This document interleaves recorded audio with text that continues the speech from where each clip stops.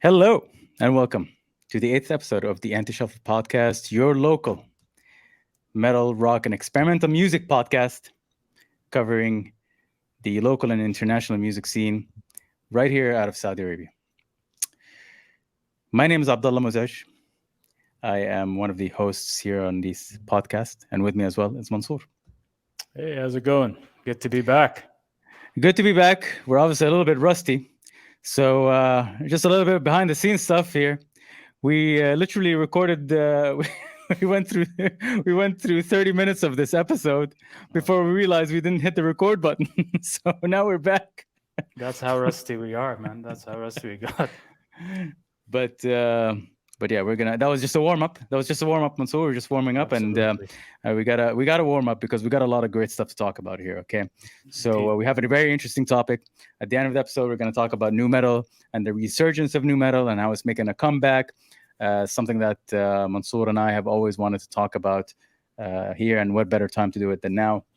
And when it comes to news, we're going to be talking about an infamous band making a comeback, Creed. Love them or hate them, they're making a comeback, and some other stuff as well. In terms of music, what do we got, Mansour? We got a good one tonight. We're going to talk about bands like Power Trip, Chamber, BetterLovers, Seven Dust, some of the local acts, Ana Nahnu, and all those cool cats. So it's going to be a good one. All right, great. So without any further ado, let's get right into the news.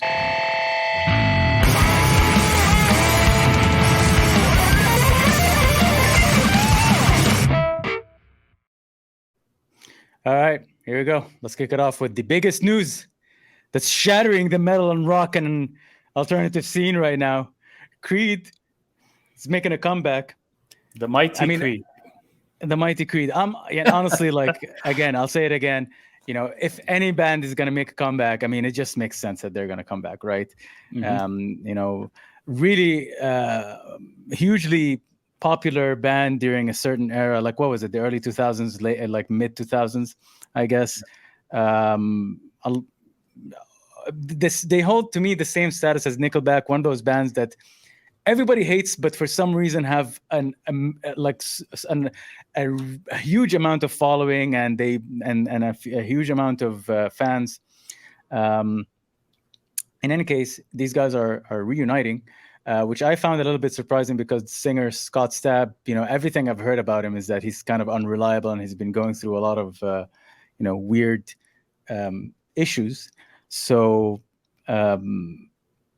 yeah, I was kind of surprised about that, but I'm also surprised because Mark Tremonti, the guitarist in this band, while I'm not really into the kind of bands and side projects that he has, because it's in this weird radio rock and metal kind of territory that I'm not really into, but I respect him a lot. He's had a very successful career as a solo, as in his own project and in his other project, Alter Bridge. So I'm also surprised to see him on doing this reunion. Yeah, I don't know. How do you feel about it, Mansour? Yeah, I'm not the biggest Creed fan, to be honest. I mean, I'm glad Scott Stapp got his life back together, his act together. He's clean and sober, all of that. And but other than that, I'm not. I'm one of those people who can't stand Creed. You know what I mean? Yeah. But I mean, of course, as you said, it makes sense because they were probably the biggest band, and at the height of their popularity, they were, they were just everywhere. Yeah. But yeah, I mean, they probably still have a huge fan base, and they're gonna probably sell out those big venues. But yeah, I mean, I'm not a big fan of the whole post grunge genre, even though I'm a huge grunge fan. So, Yeah. post grunge, especially Creed, because they have that when they were very popular, and they were always compared to Pearl Jam, and rightly so. Were they? Of course, because everybody Why? was like. Because Scott Stapp, his vocals were. Oh yes. Okay, I see it now. Yeah, Yeah, He was compared to Eddie Vedder like crazy, and I see everybody it. was like, "Oh, is this Pearl Jam?" No, that's Creed. So it's like, That but probably whatever, good for them. pissed you off. Oh, But yeah, like I'll say one thing about Creed, and this is something that I hate that I'm admitting, but there's one song that I really like for Creed, and growing up in Saudi as a kid, where my only kind of opportunity to buy metal albums was through buying like movie soundtracks, and the Scream soundtrack was really cool. It had like System of a Down. It had I don't know, like a bunch of other bands, and one of the tracks I think was Creed. This song called "What If," and that's like the best Creed song and the only good Creed song worth listening to. If you hate Creed, go check that out. But otherwise, everything else is garbage. Creed sucks. All of these bands in that era that came out, like Three Doors Down and I don't know what, and Filter, and all those garbage ass bands, I hate all of them. They all suck. actually, But I like some songs from Filter, but they're not them. oh man, I cannot stand that era like that style of rock and metal. Like I cannot get into it. It's so bad to me. It's so bad. Yeah, But in any case, if you're really into Creed, good news. They're reuniting. Uh, let's quickly move on to the next piece of news that we got here, and it's something that I'm pretty excited about. So, when I didn't know about this, but when I saw that you shared this, I immediately went back and started going through the Snot discography. Um, uh, Apparently, there's a documentary being worked on right now for the late singer of Snot. And if you don't know who Snot is, you might be like, why is everybody making a big deal out of Snot? Why is this being a documentary being made? I would really suggest you go and listen to that album, the only album that they released when the singer was still alive, and you'll hear it. Honestly, like they were so unique, one of the most powerful new metal bands, and they had so much potential. They're just so heavy, so aggressive, and they perfectly mixed good elements of like groove and metal and punk.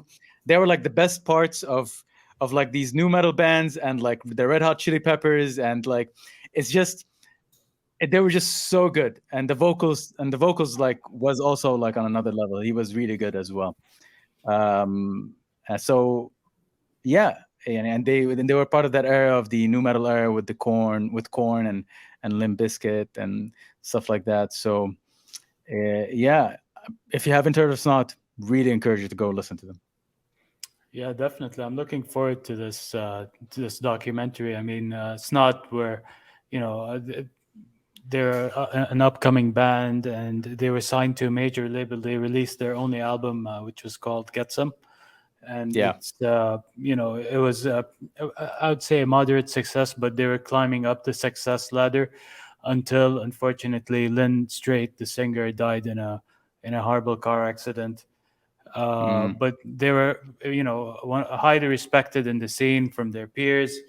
Even after their singer died, they released an album that featured many guest singers from the genre, like Max Cavalera, John Davis, Fred Durst, Des Fafar, all those prominent singers from I the think new Surge as metal well. scene. Like wait, Surge, yeah, yeah, from System of a Down.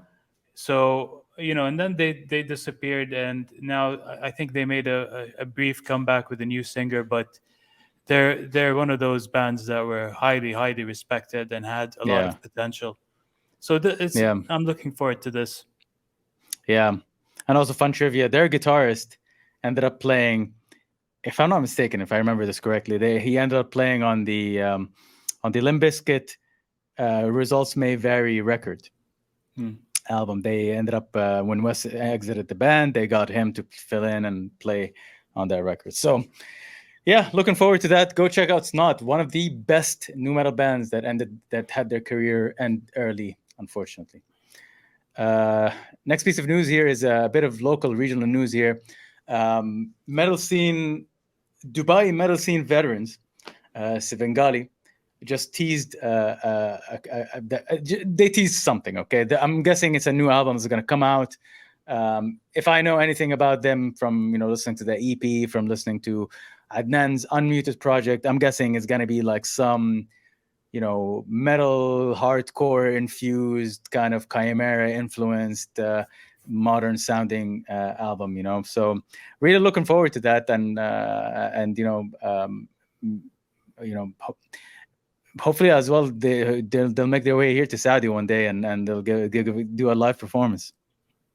Yeah, I'll definitely go see them. I'm excited about this. I really like their their album Unscathed, or their EP rather. Uh, Brilliant, absolutely brilliant. There's a great song on there called Ophidio. Check them out. They're very heavy. And they have fantastic production on their records. So looking forward to this. Yeah, yeah, me too. So with that, we're done with news.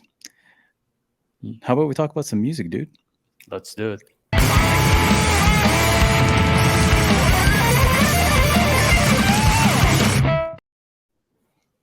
All right. First release we're going to talk about here in when it comes to albums is the new. I mean, I don't know if it's fair to call it the new, right? But it's a live album, right? It's the Power Trip live album, live in Seattle. This was recorded in 2018, like it says here on the cover. What are your thoughts on so? What do you think of? This is the first live album that we review, by the way. Yeah, I Oh mean, yeah, this is that's yeah, true. it's a great album. I'm a Power Trip fan. It's so sad to see, of course, Riley Gale. He's no longer with us. But I'm glad they released this live album because they were a great band live. They were a fantastic band live. I mean, and this record really highlights, their sort of their energy and their ferocity live. Just the way they nail the songs, and the way Riley Gale interacts with the crowd and gets the crowd going. There's a lot to really just to digest here, and it's just a fantastic live album. Yeah. I'll say this about them. That I feel like Power Trip took the best parts of, like, let's say Testament, Slayer, Anthrax, maybe even just a little bit of, I don't know. Actually, no, never mind. I was gonna say Metallica, but no, I don't think so. But like the best part of those bands, like that I just mentioned, and just like put them together in like this really nice, straightforward, straight up like aggressive package. Um, and unfortunately, though, like I'm not the hugest fan of them. There are other bands that do this old school sound that I enjoy much, and we've talked about them before, like Creeping Death, right? I really like how they package their like old school interpretation of old school music, right? But Power Trip, I think they play it a bit too straight for my taste. Mm. However, what I will say though is that if I'm ever somewhere where I hear that Power Trip are playing a live gig, I am definitely going. Like it's not, and I'm not gonna listen to them. Like I'm not gonna actively, listen to them and seek them out, like when I'm driving or working out or whatever. But like if I know that they're playing live somewhere, I'm definitely gonna go because it's just sounds like a good time. Like they sound like a great time, and the music sounds like a good time as well. That's gonna be a wild concert, man. I'm Yeah, telling you, yeah, yeah. insane. Absolutely. So yeah, if you're again, if you're one of those people who think music like thrash with music, metal music died with thrash metal in the 80s or 90s or whatever it is, then really go listen to Power Trip. Power Trip are great. Like if you're into bands like Testament and Anthrax and like Slayer and stuff like that, you really like Power Trip. Moving on, our next record here is a bit more modern. Better Lovers. Better Lovers is a kind of I don't want to say super group, but it's a band that consists of members from the Ninja Escape Plan, mainly the vocalist. The It has members of Every Time I Die on drums, bass and guitar, and then it has also Will Putney, who is a producer and he's a guitarist as well in multiple different bands like End and Fit for an Autopsy. Um, I was really excited for this record when I first heard the first single that they released, which was 13 Going on 30. Is that what the name of the song is? I think something like that. Yeah. And I really like that song. It's a really good song. Um, and the record is not bad, actually. I enjoyed the record, but I don't know, maybe I had like too much of a high expectation because all these bands I love so much.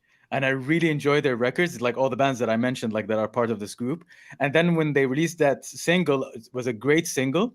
So I had really high expectations, and I guess like it didn't meet those high expectations, but I enjoyed it. I'm definitely going to be listening to this from time to time because to kind of satiate my hunger for listening to more stuff that sounds like Dillinger. I love Greg's vocals. He's one of the best vocalists in the game. And I also love Every Time I Die's like type of, a frenetic kind of a little bit mathy, but not too mathy territory of a southern metal core kind of flavor of metal, Um, but yeah, that's it for me. I enjoyed it. I recommend it. Yeah, I mean, this is for any fan of Dillinger out there. I'm sure they'll enjoy it. I mean, Greg is a master singer, great range in his vocals, can sing in different types of styles, I guess. Yeah. He's just a really powerful vocals. The drumming here is insane. If the drumming is just totally insane here. Um, I'm not. Some of the tracks, I mean, they're not all that great. Like the title track is not that fantastic, but the rest of the album I thought was pretty solid. Or it's more of an EP to be honest, but It is, yeah. It's yeah, like like it's 4 tracks only, like 5 tracks or yeah. something like that. Yeah.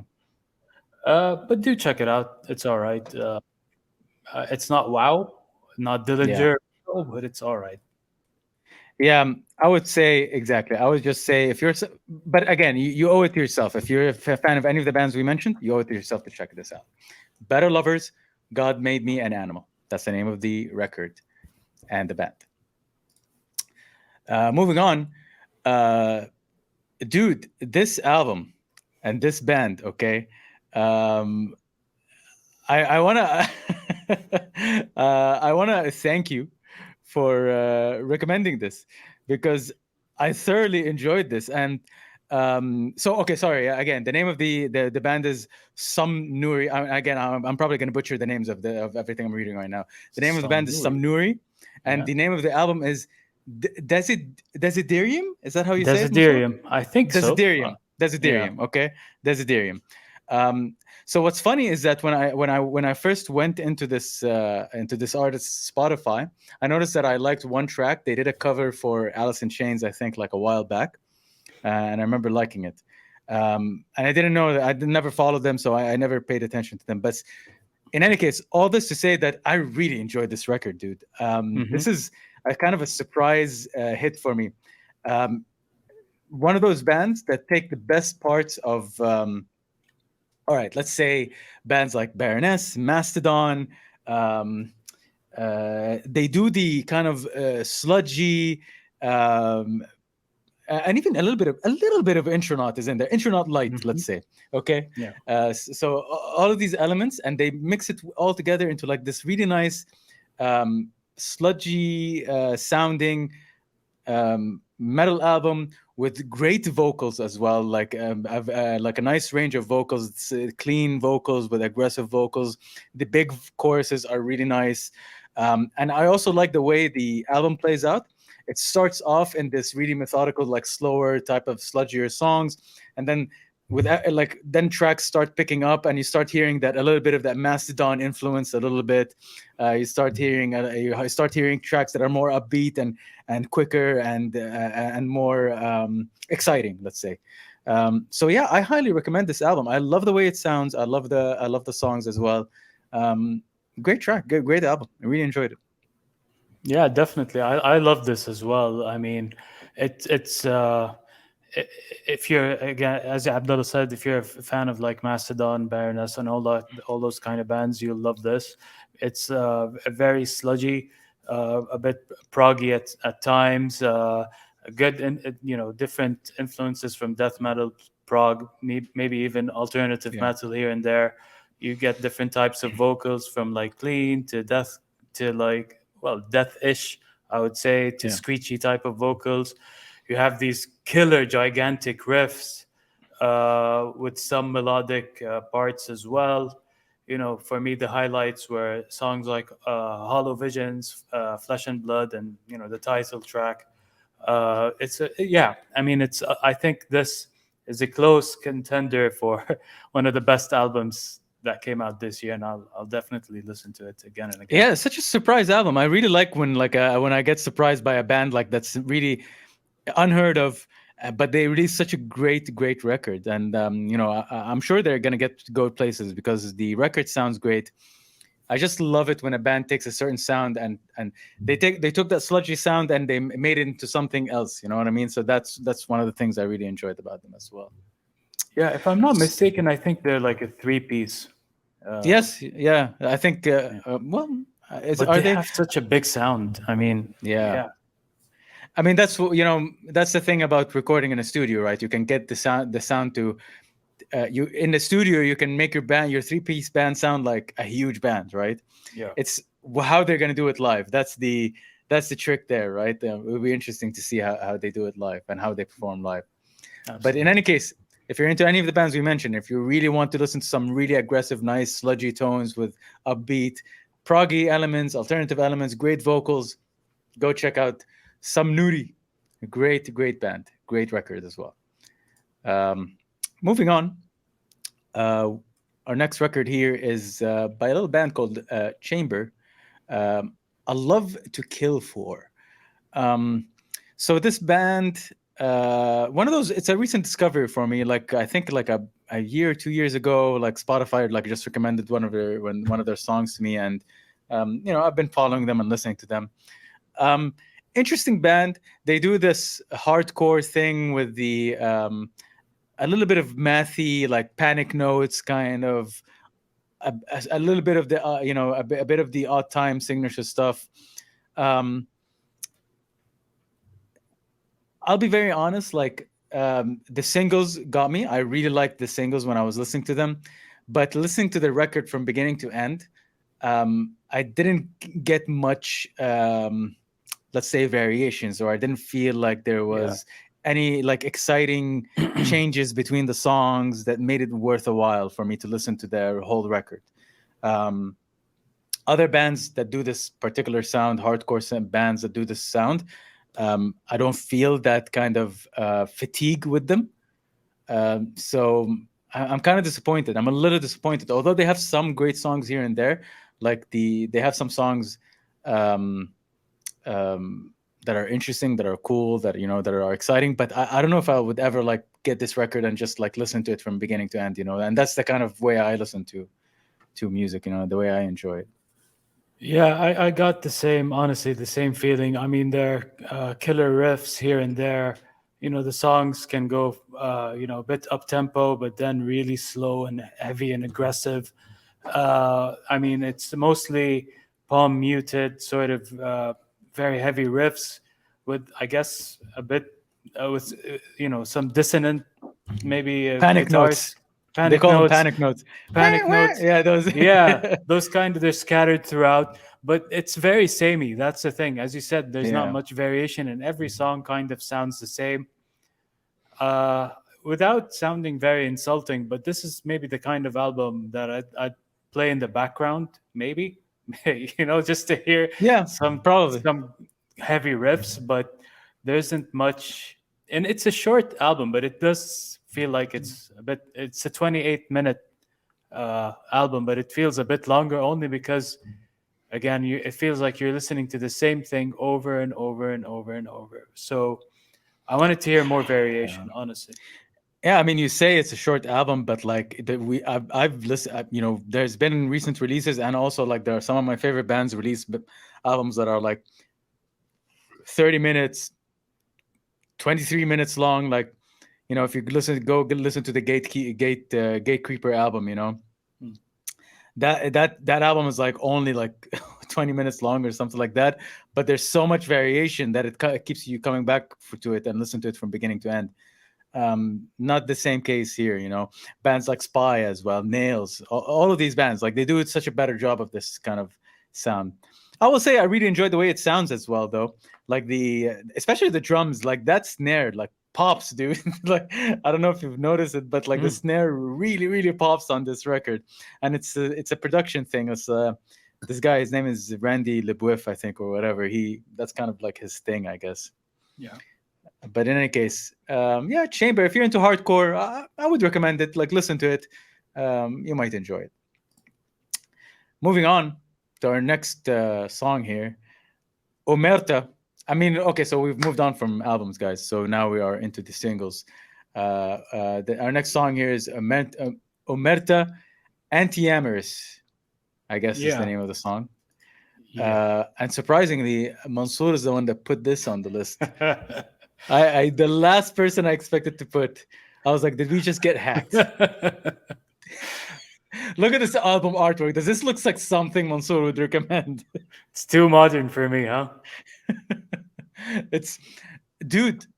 I don't know what this genre like. Okay, so we're gonna talk about this later, but one of the links that we are gonna be talking about, or one of the articles that are talking about the resurgence of new metal, they put this band as one of the the new band, one of the newer bands that are bringing new metal back. And I'm not sure this is new metal. I'm not It sure isn't. that you. Why would they call this new metal? I don't This know. to me is ADHD metal. Like it is so all over the place It in a is. good way. Though I enjoyed it. Like okay, I'm talking. I sound like I'm hating on it, but I enjoyed this track thoroughly. I enjoyed like how crazy it sounds, how like overly saturated in some places it is. It's almost like hyper metal. Okay, if you've heard of hyper pop, this is hyper metal basically, where like it is just crazy. And I Yeah. don't know if they can like I would be interested if this is part of an album, or like they're gonna it's a single that's gonna come out part of an album or whatever. Yeah, I would be probably. interested to hear this record and see if they can keep up the same energy throughout the entire record, because it is insane. It's an insane listen. Yeah, yeah. um Absolutely, man. but yeah, I liked it. I enjoyed it. It's crazy though. Yeah, I mean, it sounds like you're listening to five different bands all at once. Like I get Yeah, a System of a Down kind of vibe, and then the next second I get like a Mars Volta type of vibe. It's all over the place, as you said. So It's very interesting in that sense. But yeah. no, it's not a new metal album by any means. Call it whatever you want, math rock, prog, whatever. It's not not a new metal album. It's not new metal at all, but it's great and it's interesting. And this is but it's definitely not for everybody. I was like having a little bit of a hard time keeping up with it. Like, and I listen to pretty aggressive shit, you know. But Yeah. this is yeah, this was hard to keep up a little bit at times. But in any case, go listen to it. It's a really interesting listen. Omerta, go listen to Omerta Anti-Amorous, their latest single. Uh, Moving on, another weird comeback band, Seven Dust. Were you ever into Seven Dust? Not so much. I mean, I respect them for the fact that they never broke up and they always continued, regardless of new metal being popular or not. But I thought, this is the new metal episode. Why not review the latest Apparently, Seven Dust? yeah. Well, for me, me neither. I was never really into Seven Dust, and um, honestly, I did not. So Seven Dust released a new track, and it's called "Holy Water." Okay, um, I don't know. I did not enjoy this track at all. I found it. So I found the lyrics, the lyrical content. I found the songwriting, the music itself, um, this album cover, everything about it. Like this whole package was too uh, cringy for me, and the music itself. Again, it's entering that weird Three Doors Down, Creed, Nickelback territory for me. Honestly, like I just, regardless of how much chugga chugga you put into it and how much you make it sound like a proggy in that beginning, like that part where it goes like gung gung, like all that like stuff. It still sounds like a radio rock song to me because of the way the overall song and the tone and the way it sounds. So I did not like it. I did not enjoy this track at all. Yeah, I mean, it's your standard new metal song. Let's put it that way. There I isn't guess. anything new to offer. I think LeJohn Witherspoon, the singer, is really good. And Oh yeah, they've he's been, talented. yeah, I mean, they've been going at it for a long time. But this, if you're into like all things new metal, you probably know Seven Dust. But this is your Yeah, standard new metal song. yeah. If you're into new metal, or if you wanna Maybe check out one of the bands that were kind of considered as a pioneers of the new metal genre. Go check out Seven Dust. But that's it from our side here. Moving on to something a little bit more modern here. Tesseract, War of Being. Hmm. Um, Tesseract. So for me, there's like a couple of bands that I consider to be like the best in this prog metal kind of scene. And to me, it's obviously for me like the Contortionists are the best. Um, you know, fight me on this. I don't care. The Contortionists are the best prog metal band, modern prog metal band in the world right now, and nobody does it better than them. And then Tesseract comes for me as a second, close to second place. Their record altered, altered, altered space. I forgot even what it's called right now. But that record, just from front to back, is amazing. It's such a great listen. I haven't been getting into everything that they've been releasing, like all the latest stuff that they've released, but they're still not bad. Like it's good. Um, so with that being said, I there's a couple of reasons why I didn't like this track. I found the lyrics, like especially the opening lyrics, are a bit ham-fisted. Like they're written a bit, and they're performed in such a way that was a bit too hammy. Let's say that's the only way I can describe it. And the second thing is, it's the same old Tesseract. Like it's, I'm not saying like you can innovate. There's limitation to how much you can innovate and change your sound, right? But dude, it sounds exactly like like Tesseract, like which could be a good thing if you're someone who's really into Tesseract and you just want to hear the same old type of you know time signatures and riffs. But for me, like I'll just go back and listen to Altered Space and or that record that I was talking about, and I'll be happy because this just sounds exactly like that.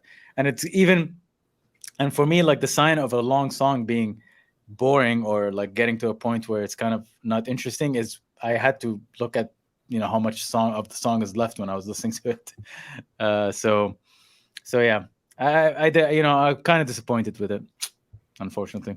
Yeah, same here. I found the song to be too long-winded and Mm. repetitive, and just it wasn't going anywhere. Uh, Even though I really, really loved their last album, the previous one, Sonder. I thought it Okay. was great from start to finish, and I'm really looking forward to the new one. I mean, despite the fact that this was a disappointing track, I'm still looking forward to the album. Uh, but if the song doesn't do it for you, check out the music video for the song. It's really good, Oh, really? uh, visually I'll check it awesome. out. It's But yeah, I mean the song itself, I wasn't too impressed with, but I'll still check out the album. Yeah, yeah, it's unfortunate. Yeah, sorry. The album is called Altered State, just so that people know what I'm talking about. But yeah.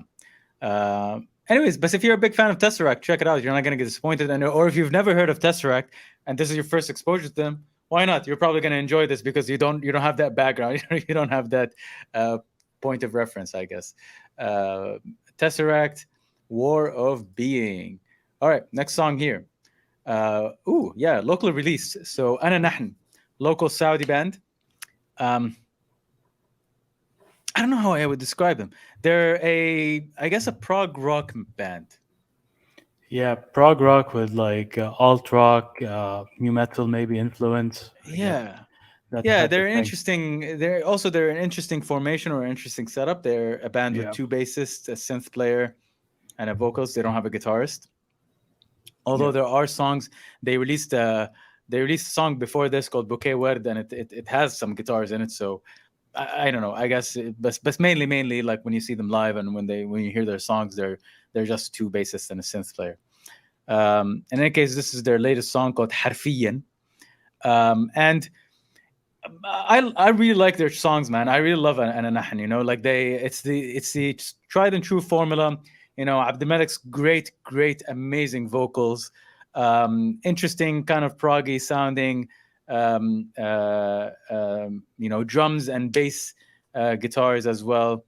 Um, yeah, I don't know what else to say because it's just the same old good music writing, interesting music structure. Not a lot of bands sound like this here in our region and especially in Saudi or in our region in general. So these guys are innovating in that sense, and I really appreciate that. And the song is really catchy. I still feel that Zanjibil Asal Laymoon is my favorite and their best song. But yeah, you know, go really do check out Ana Nahn Harfiyan. Great song, well written, great vocals. Yeah. What did you think of it? How did you feel about the song? I really dig this track. I think it's one of their better ones. Of course, being a bassist, I love the twin bass assault. That the band has, because it also doesn't sound overwhelming. So there's a really nice balance with all the instruments, including the synths and the vocals and all of that. Yeah, I mean, I love the bridge in the song as well. It goes to really dark territory. Uh, but yeah, I mean, if I think they have a very unique sound, but of course you can tell their influences from like maybe new metal with Linkin Park influence and some prog elements. Yeah. Uh, but yeah, I mean, there's it's easy to digest though. That being said, it's not. Yeah. It's a catchy tune. Let me put it that way. Yeah. No, absolutely. Yeah, that's what that I get. You summed it up there perfectly.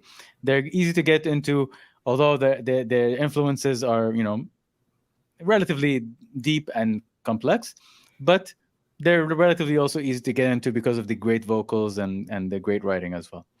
So yeah, do check out Ana Nahn Harfiyan, their latest single. Moving on, hardcore outfit Code Orange released a song featuring our boy Billy Corgan. Billy Uh, Boy. the na- Billy Boy. The song is called "Take Shape." Uh, I don't know how I feel about this track. I'm conflicted because I really because because I really like Code Orange. Okay, Mhm. uh, but everything I've heard from the releases of this upcoming album, it's okay. Like I didn't feel like it's great. Um, I really like their records. Everything from I think Forever. For me, like Forever is like their best record, and it's my favorite record, and that's the kind of sound that I really like. They do a good job of like mixing, or playing like hardcore music, but making it a little bit accessible, I guess. Um, but at the same time, being chaotic and insane. Um, but this track is kind of weird. I don't know. It's the vocals are good, but it's just so average. It's Mm. so mid, and Billy Corgan's feature in it is kind of weird as well. Did I like you heard this track, right? Yeah, I mean, even the music videos. did am I like okay? Correct me if I'm wrong. Billy Corgan's part is just that part where everything goes quiet, and then he sings that little bit, and then Yeah, and just go back. yeah, It's yeah. kind of weird. I don't know. I don't know. It's just so average and mid. I didn't like. Which is disappointing to me because I'm a big fan of Code Orange. I really like their stuff. Yeah, I mean, I wouldn't say I'm a big Code Orange fan, but I love how, on all of their previous albums, they managed to take the best elements from like all the 90s kind of metal that was coming out from like groove metal, hardcore, industrial, and sort of find a nice way to like balance them and mix them and, Yeah. and use the best parts of those kind of subgenres. But this track was just weird. I don't know. I couldn't. I felt like it sounded awkward. Let me Yeah. put it that way. And Right. the Billy Corgan part even made it more awkward. And I love Billy Corgan. I'm a Me Smashing too. Pumpkins fan, but Yeah. I don't know. It's just like it was like mixing oil His and water. vocals You know just what I did mean? not fit, dude. Yeah, His vocals were kind of weird on this track. yeah. Like it's I feel did he Do you know if Billy Corgan has been featured on any other song, like if with any other band?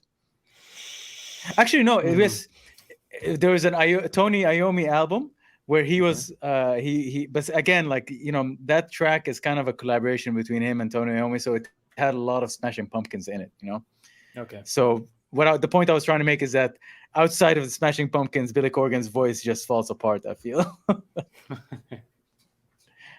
Yeah, that like whiny, out of tune voice. Anyways, Code Orange, pretty disappointing for me. I don't know. Go listen to it and tell us if you enjoyed it or if I'm just overthinking it. Uh, Moving on to the next release here. Another local release, a band that we've previously covered as well.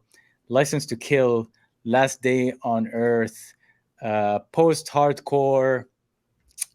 Um, yeah, I guess you can say like post-hardcore outfit.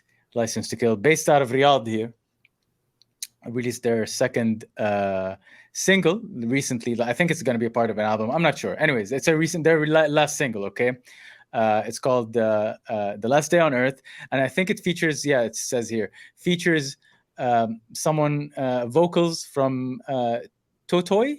He's a vocalist from another band called Fireband. In any case, um, I got to give it to them. Uh, they did a good job here. The previous track they released, we heard it, and I've expressed, the fact that okay, there are some good elements in that song, but overall, like there was a lack of tightness. There was the production as well left a lot to be desired.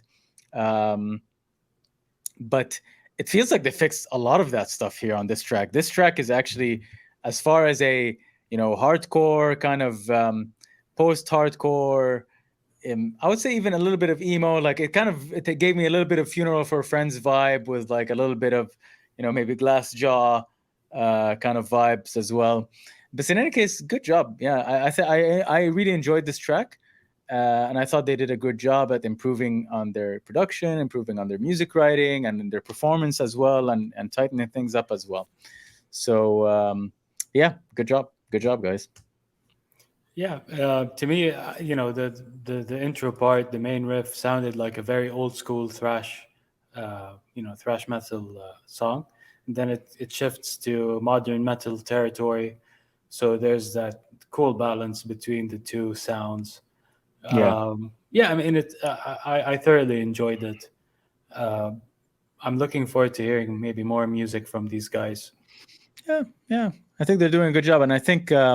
We didn't talk about this in the news, but apparently, so yeah, Riyadh Inferno is happening in August. So, and Mm. they're going to be performing live there. So maybe we'll talk Awesome. about that in the next episode. But in any case, yeah, there's an opportunity to catch them live next month. So, License to Kill, keep an eye out. Ah, yes, Monolord. It's all the same. Let me guess, Mansoor. You really enjoyed this track, right? Come on. I did. Yeah, I really yeah, did. yeah. Uh, it's a cool Sabbath-esque kind of song or EP. It's two songs, right? So far. So far, Uh, but yeah. yeah. And anyways, Monolord, like their previous releases, has always been like very anemic. Like they like it'll be an EP with like 3 tracks or something like that. I'm not sure if this is it, but yeah, like I really like Monolord. Like this is not the first time I heard them. Like I've been a big fan of them since their previous releases as well.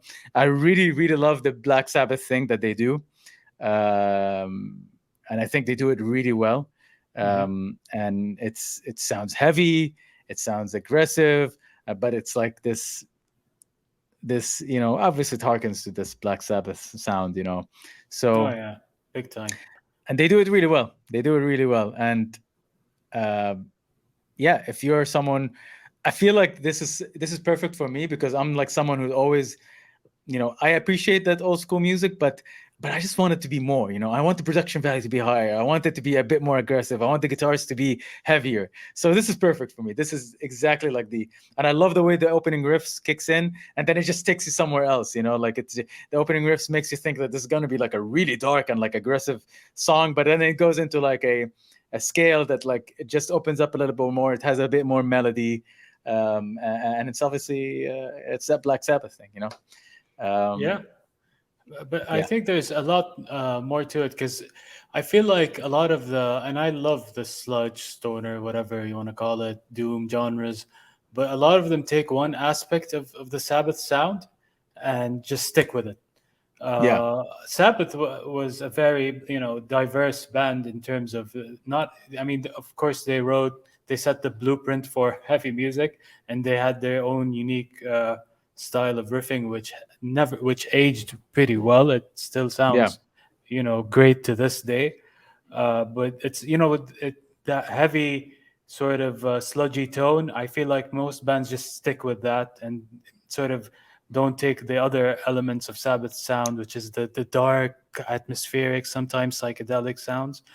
Monolord sort of inject those elements to their music as well, and I feel like they do it in their own sort of idiosyncratic way, but it's still very much Sabbath influenced, but in their own kind of style as well. yeah. No, absolutely. Yes, yes. That's one thing that they do great as well. Is like, yes, they take that influence, they take that kind of sound, but they also inject it with their own flavor, making it their own essentially, basically. So, so yeah, really, if you're into old school metal, if you're someone who's into Black Sabbath, if you just want to listen to some good music, man, Monolord, go check out Monolord. Check out the song is called "It's All the Same." I think it has actually something else, like it has a name, then between brackets, like it's all the same. But Yeah, anyways, if you just look, it's all the same, you'll find it. yeah. Last song we're gonna check out here, uh, and one of my favorite releases of recent time as well, Baroness. And I'm so happy that we didn't talk about, did we talk about any in the previous episode? Did we have a Baroness release? I don't think I don't so. think so. So, okay, we didn't get an opportunity to talk about the fact that Baroness are back and releasing an album. It's been a while. I think the last album they released was like what, in like the late 2010s, if Yeah. I'm not mistaken. And so far, everything that this is their like second single, I believe, that they put out. And everything they've been put out sounds so good and so great. And I'm really excited for this new record. And this song in particular, like, kind of uh, is an interesting direction as well. Like, it's not, like, it's not your typical Baroness stuff. Like, it sounds um, almost like idols, like that little talky vocals bit. It sounds almost like a idolesque, like the Mhm. band Idols. But again, you got the same amazing guitar riffing, amazing like, big melodic vocals and chorus parts.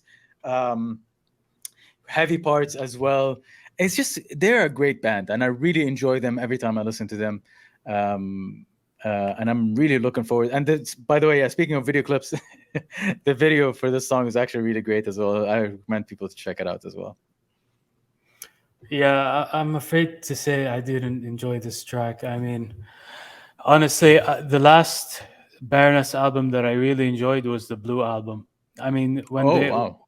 Not yeah, even that Golden far back. Gray and Yeah, they had so many other albums after that, and honestly, it's ever since like the Yellow and Green album had some good moments here and there, but after that, I just couldn't get into any of the music that they released, and I was a big fan when they came out with the Red album. I love that album to this day, and the Blue album. I even saw them live a long oh, time ago when they were cool. touring for those records, but I Yeah, just that's like couldn't a get long into time them. ago though. Yeah, Yeah, yeah, I'm that old.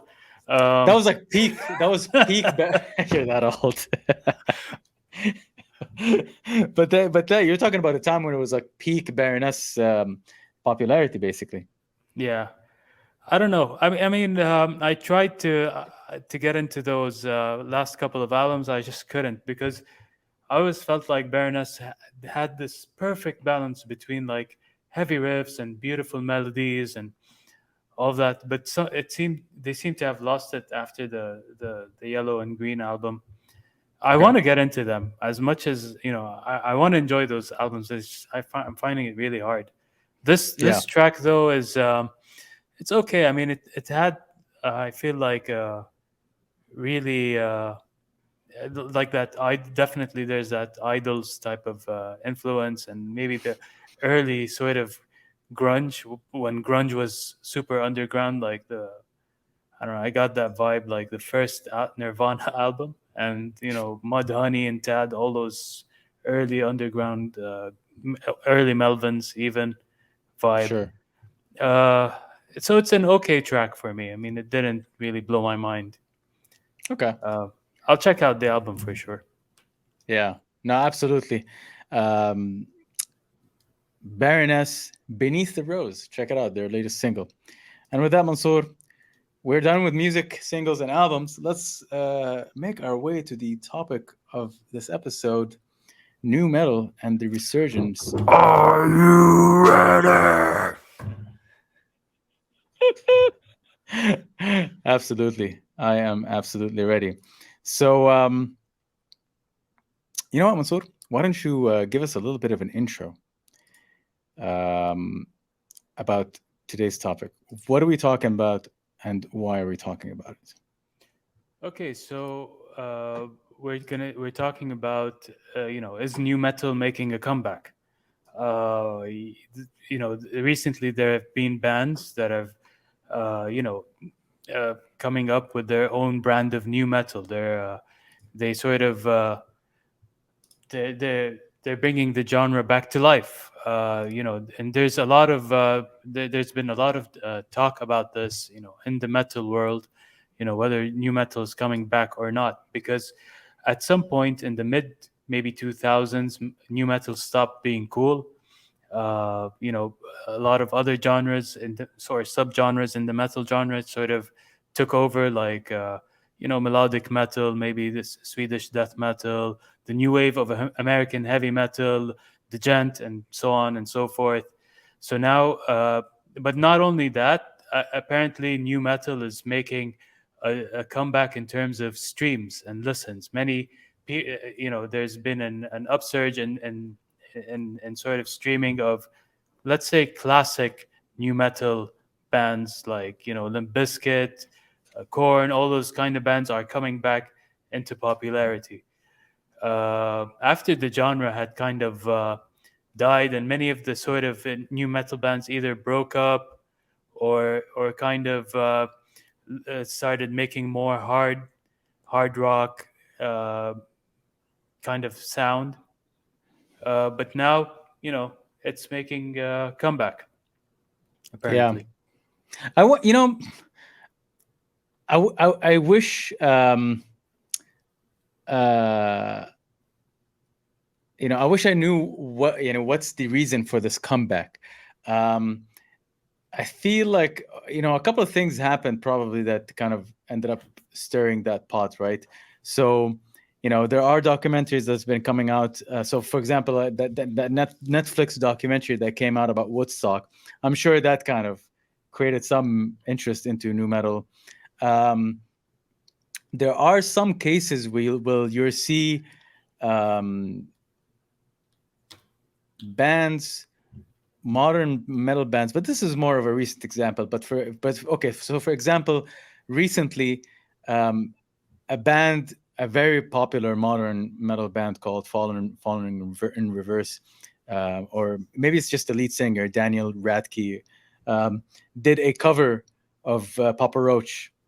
So when things like that happen, and also and keep in mind as well, like a lot of the modern metal bands, when they there's been a couple of interviews where you'll always hear these, ostensibly like what are considered today the heroes of the metal scene, right? Like people like Spirit Box, bands like Loathe, and bands like even, and okay, it's a little bit back, but like bands like Suicide Silence as well. Well, they'll all talk about their influences. They'll mention Limp Bizkit, Slipknot, Cold Chamber, Linkin Park, of course. So all of that stuff comes together to kind of generate interest back into new metal. It's Yeah. also the case that could be that uh, when someone in this era is trying to get into metal and they want to explore, like, okay, what's the precursor of that? I guess someone growing up in this day and age is gonna look back, and he's gonna look back, or she's gonna be looking back at new metal, as opposed to us. When we would look back, we would be looking back at like bands like maybe Metallica and Megadeth and Anthrax and Slayer and stuff like that. And people who grew up in that era would have been looking at bands like Led Zeppelin, Black Sabbath, and things like. So, Yeah. yeah, I don't know. It's interesting. Like a couple of things always happened that ended up creating this resurgence and interest in. Did any of these articles like cite maybe reasons, or maybe the speculations as to why this resurgence has been happening? No, I don't really recall. What's the reason? But I can just, from the top of my head, I think nostalgia is a big factor. Number Yeah, one. I mean, people. This is the music of my generation. Uh, no pun intended. my But GG generation.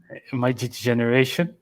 Uh, uh, we had bands that reunited, like Limp Bizkit. They reunited a couple of Oh times, yeah. Yeah, but I mean, but they it's reunited because of this resurgence, right? It's not like they exactly. just decided to come back. Oh, guys, we're coming. No, because they noticed that like there's interest. Yeah, but some of the bands, they never went away. Like Slipknot, you can still Yeah, argue that Slipknot is the biggest metal band today, maybe second or third. I don't know.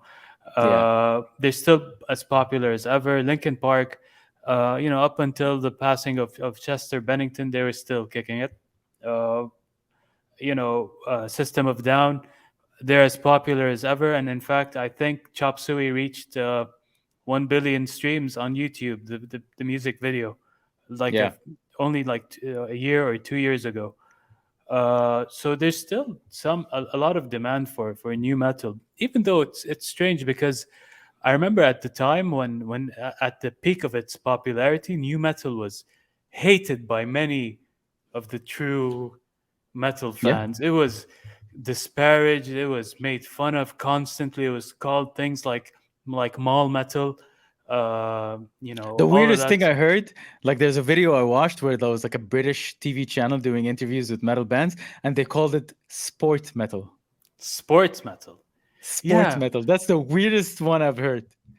Okay. That yeah. That's a new one. But yeah, I mean, but but dude, like the thing is like like you mentioned, like these bands are coming back, bands like Limp Bizkit, and then like you have bands like Linkin Park who are re-releasing, who are capitalizing on the anniversary of some of their albums. Like so you have bands like Linkin Park released that meet Meteora anniversary edition of their album with like three singles that were recorded and never released with mm, Chester. Um, um, and then like that stuff is just I don't believe it's happening out of a vacuum, right? Like I'm sure yeah, they've like there's some kind of research happen, or like there's some kind of notice resurgence of that stuff happening. And I think it's because we live in a day and age of the internet. You have people, and I'm seeing this around us right now. I'm actually seeing this around us in the local scene right now, where there are younger metal bands, younger guys who are into metal and forming bands here. We follow each other on Instagram, and we always talk to each other, and we're kind of a community and stuff like that. And I noticed that when they talk about their influences, and when they talk about who they love and appreciate as their influences, it's always new metal. Like it's yeah, always Limp Bizkit, Slipknot, it's always Deftones, it's always Korn, obviously, all of these bands. yeah, Uh, they don't mention Metallica, they don't mention Megadeth, they don't mention maybe Pantera. Pantera kind of like, Pantera straddles the, they're groovy, they've entered that groovy territory. So, yeah, um, as a matter of fact, people blame Pantera for new metal. There are some people who blame Pantera for kind of creating new metal. yeah. I mean, I can see that. Uh, I can see why. I think that groove metal genre that preceded new metal was a huge influence, like the Machine Head, Sepultura, who who went full new metal. Yeah, Um, Pantera, Machine Head, and bands Soulfly. like Soulfly, Helmet, those kind of bands all influenced new metal. But I think it's as well what you're saying. Like a lot of the modern metal bands, they cite new metal as an influence, and I'm pretty sure they're step like new metal. A lot of kids they maybe get curious and listen to start going back to those new metal bands to listen to. And new metal has a very catchy aspect to it. It's very easy to get into, especially for the younger crowd, because like the themes of new metal music, which I find very difficult to relate to nowadays, they appeal to like a younger kind of crowd, you know what I mean? Yeah. um so And yeah. it's easy to get into, and it's good, right? Like, I mean, okay, it's easy to, because we grew up in that era. People were always disparaging new metal and talking about how it sucks. There are no solos. It's too simple. It's too rap vapid. But like, dude, you're forgetting the part where it's fun and interesting and it sounds good. Like, there's a reason why Korn was a Billboard chart-topping like band. There was a reason why Limp Bizkit was that as well. Regardless of like how hard it is to listen to Limp Bizkit right now, like if you try to go listen to those Limp Bizkit records right now, it's nearly impossible. Okay, the band is fantastically talented. Yeah. Okay, instrumentally, but Fred Durst as well. Vocally is not bad, but lyrically, oh my god, like it's really hard to listen to him like sing and rap and do that stuff. Yeah, It's it's very cringy. I mean, it's really hard. it's Uh, but I mean, if you're a kid, I can, it'd be easy maybe to get into that kind of eh, music. I guess so.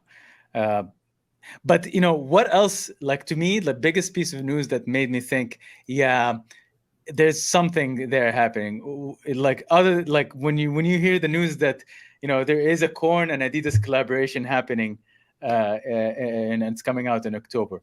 This is kind of like when I heard this, I was like, it's about time. Like, how did this not happen earlier?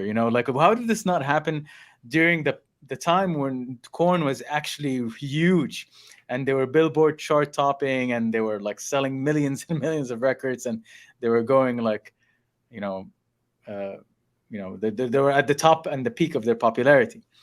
Um, but now, you know, I guess with the resurgence of new metal and everything and all of that, hey, finally you've got Adidas is kind of like capitalizing on that. And when a multi-million dollar or whatever multi-million whatever kind of company that pays attention and does something like this, that they see a market there, and there's there's money to be made. Yeah, it's a very good question, by the way. uh I don't know. Korn had a song, Adidas, right? A very obvious, uh, you know, uh, choice for a brand collab. I don't know. Maybe bands were a bit afraid of becoming of looking like a bunch of sellouts. Maybe back then it was a stigma. These days, I don't think so. There's less of that kind of stigma. But for if you know you're new metal, back then a lot of those new metal bands wore certain things, like Adidas shoes. That was a thing. There was a brand called Tribal. I think it's still out there. Yeah, Tribal I wear. think A lot of tribe. I those think Limp Bizkit wore it a lot, right? Limp Bizkit, POD. I think the Korn guys as well. I'm pretty sure the Korn guys wore that brand. So it was a bit more subtle, maybe. Um, Yeah. I don't yeah, think the bands were afraid of selling out, because I mean at that point they were kind of selling out, but like I think it's the brands themselves. they They were were like, afraid to be yeah, associated. they were afraid to be associated with new metal. I mean, Yeah, I mean Woodstock and stuff like that. They were afraid to be, but now like all of a sudden it's interesting and hot to be associated with new metal and that market. yeah. I mean, don't forget, there was it was a bit frowned upon to be associated with the band, those kind of bands, and that scene at the time, because there was the Columbine massacre, which gave metal a bad rep, Yeah, Marilyn especially. Manson was like thrown under the bus for that one. Yeah, Marilyn Manson, I think Rammstein and all those and Korn, if I'm not mistaken. So Yeah. I think they were a bit more careful not to associate themselves with those kind of bands. Which But is anyway. which is ironic, because a new metal band then wrote an anthemic song about that incident. Oh, really? POD. Yeah, POD. Oh, okay. I don't know that. It's what was the name of the song? The one that goes, "We are we Youth of Oh, the Youth of Nation, the Youth of the Nation. Yeah, Nation." that's a Yeah, good yeah, song. yeah, yeah. Youth of the Nation. Yeah, but I feel like POD's music was very positive, and they had that positive spiritual kind of aspect to it. Yeah. Uh, What was that song? Another one. I Feel Alive. Yeah, that yeah, one that's was a good really one. positive. Yeah. Yeah. But in any case, yeah, I mean, it's interesting to see this kind of brand Yeah. collaboration happening. Uh, Yeah. but yeah, I mean, the question is it making like a meaningful impact new metal? I mean, or is it just one of those things where it's, oh, there are some new metal bands coming up? Because like I remember in the 2000s, like from 2000 to 2010, maybe even beyond, like thrash metal was making a comeback. You had many like sort of thrash bands popping up here and there, like Municipal Waste and Toxic Holocaust, those kind of bands that sounded like very very old school thrash. Even though like thrash in the 90s kind of died. Let's be honest. Yeah. Bands either went a bit more commercial or they changed genres and or whatever. Then you know, we're seeing all these new bands come up, and some of the old school thrash bands return to their old sort of thrash sound. So maybe new metal is becoming that, just that. You know what I mean? Yeah. Yeah. I don't know what's the long term effect of this, and I can only speculate that what's going to happen is that with this resurgence and interest in new metal in general is going to be it's going to make its way and cross over to also metal in general, Yeah. and we're kind of seeing that happen anyways with like really popular hip hop artists collaborating and actually putting like metal songs into their albums. um so someone like Lil Uzi Vert, for example, who in his latest record had a Chop Suey cover, and it's awful, but like, can you imagine like when someone like him puts a Chop Suey cover into their record, how much exposure that's going to give to the new metal and metal scene? Yeah. And then there's like multiple metal songs actually on that album. He did a collaboration with Bring Me the Horizon and Baby Metal, and that Baby Metal song is actually pretty heavy. So it's Mm. really weird. It's kind of a weird time that we're living in, where it's like um, you're kind of seeing that interest rise again into metal. Is it ever going to be as big as it was before? That's the question that interests me. Like that's the thing that interests me. Is it ever going to be? Are we ever going to find? Uh, are we going to ever get that band that sells the arenas? You know, that big name, that big household name that everybody knows in the metal scene. You know, that's the question for me, because I feel like Korn and Limp Bizkit were getting to that point. Not really, but they're kind of getting there. Hmm. Um, I wonder if I mean, Bring Me the Horizon is kind of close to that, but not really. Like it's not the same. That's the kind of thing that's the lasting impact that I'm kind of interested to see in all of the stuff that's happening right now. Yeah. I don't know. I guess we have to wait and see. I mean, some of the newer bands, you know, like Tetrock and what was the other band that that had Mike Here, Portnoy's son, uh, Guerrilla Warfare, although Tala, uh, they're very new metal. Like they sound like those sounds really took me back to like 1990, 2000. I don't know if they're Spirit Box. I feel like they're big. They're one of the yeah. bigger bands. So I don't know if I would say like this list is kind of weird. Yeah. First of all, like they're putting 10 they're saying 10 bands that are leading the new wave of new metal, Mm. and Code Orange is on it, which is fine. There is a lot of new metal influence there, but Yeah. in any case, anyways, like new metal itself, we're not going to be like gatekeeping new metal as well, like it's I guess the sound of new metal evolves, right? Like we've just heard like a band called, or we just talked about Omertà, right? And Yeah. maybe that is new metal. Maybe we're wrong. Maybe this is the new sound of new metal. This is what new metal sounds like right now. But man, if you listen to a band like Tetrock, that album, it sounds a lot like it sounds like your typical new metal album, like with some modern metal influences and all of that, but it's like straight up new metal. Tetrarch, huh?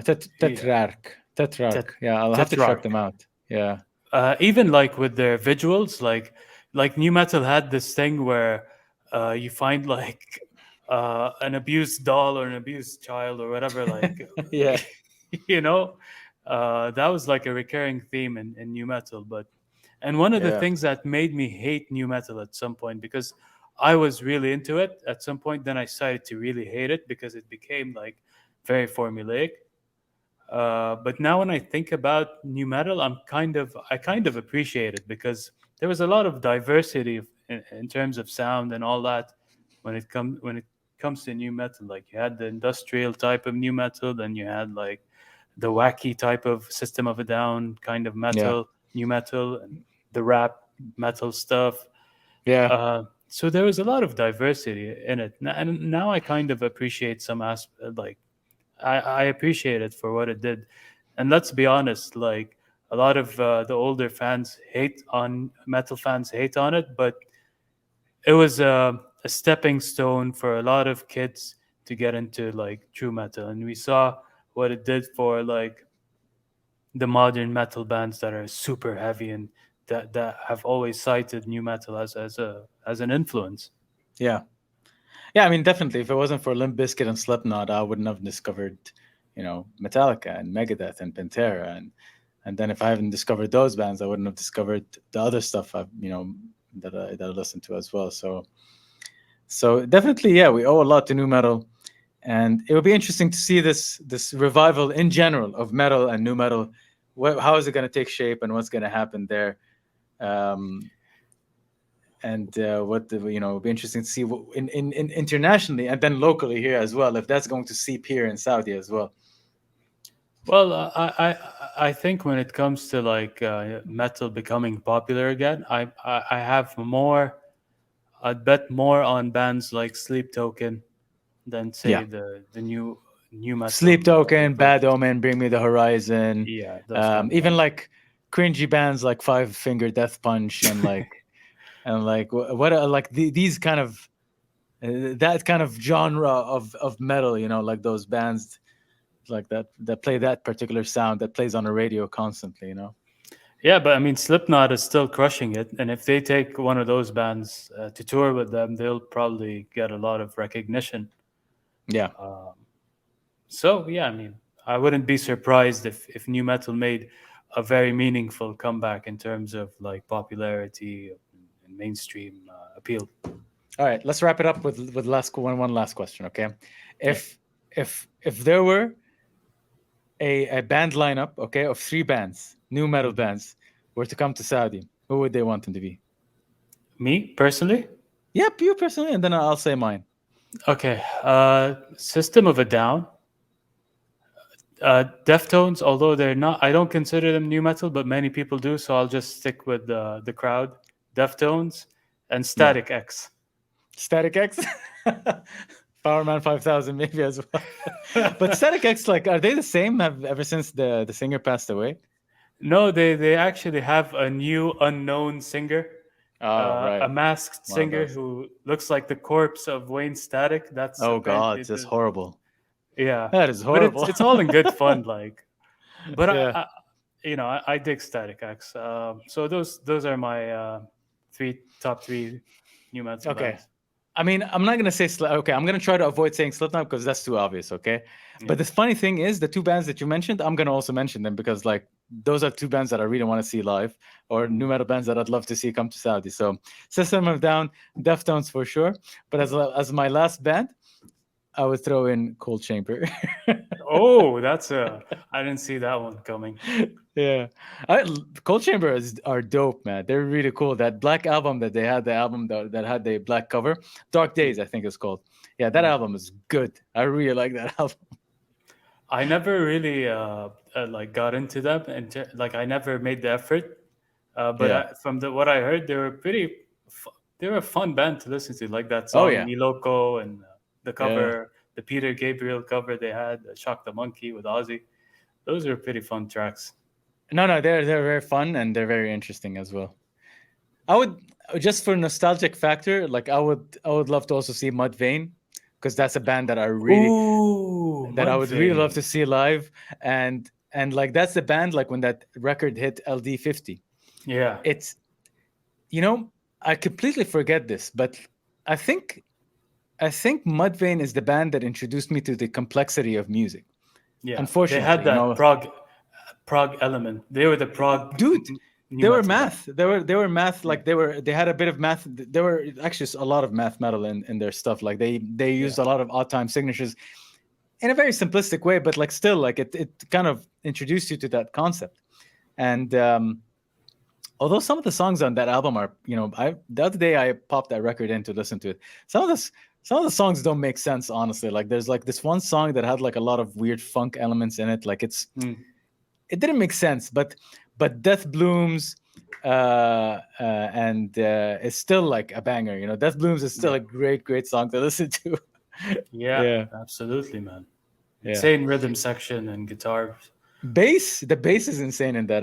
The bassist actually has like another jazz band, like, and he still does the same style of playing. You know, Yeah, what he's is pretty insane. Ryan McCombs, or am I mistaken? I don't know. I I forgot. yeah, Ryan I Martini, I think. I yeah, I forgot. don't know his name. Yeah, but yeah. Anyways, yeah, pretty cool. Hopefully, one day we'll see some new metal band come to Saudi. But in any case, that's a wrap for us for today and our episode. I Let me ask you, Mansoor, what did you think? How do you feel about this episode? Feeling good. It's great to be back again. We're getting our rhythm back. Yeah, let's try to keep up the pace, and we promise you guys, all five of you listening to us, we promise you to be consistent, okay? And we'll be more consistent with our episode release.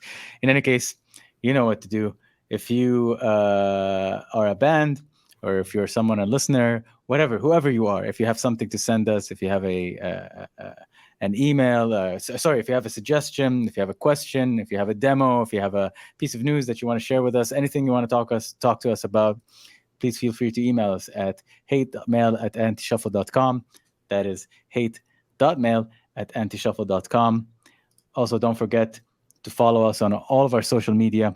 That is antishufflepod at antishufflepod. You can find us on Instagram, on Twitter, on any of these relevant places. And follow us, like us, tell us what you think. And yeah, anything else, Mansoor? No, that's it. Thank you so much for listening. See you next week. All right. See you guys next week. Stay against the shuffle, and we'll see you later.